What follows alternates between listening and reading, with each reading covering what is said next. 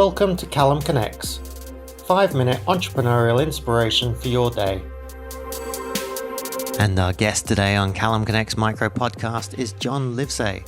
John, aka the Pitch Whisperer, is a sales keynote speaker where he shows company sales teams how to turn mundane case studies into compelling case stories so they win more new business.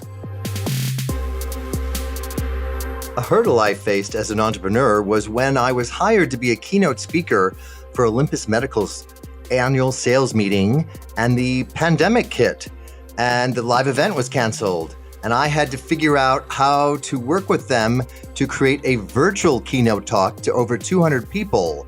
And we had to brainstorm together on how to make the virtual version of my talk as impactful, if not more so, than what we had already planned for the live event.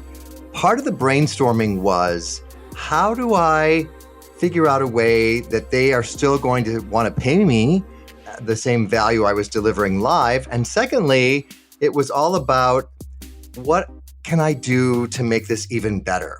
And so one of the ideas I came up with was interviewing some of their top sales teams and teaching them how to turn a boring case study into a case story so that I could call on them during my virtual talk. Now, in a live event, you would never do that. You always, give a talk to the audience. You don't have much interaction where people are speaking. That's more of a workshop.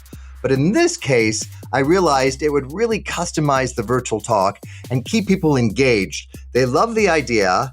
And when I called on those people after working with them one-on-one, they felt confident and comfortable showing the example of the power of storytelling to tug at people's heartstrings so they want to open their purse strings. My name is John Livesay, and I'm a keynote speaker and the author of Better Selling Through Storytelling. And I work with people who want to learn how to tell better stories. And the big takeaway for you is when you have a hurdle, an obstacle, a disruption like the pandemic or anything smaller, remember you can always come up with other ways to adapt as opposed to just giving up and saying, well, that's not going to happen.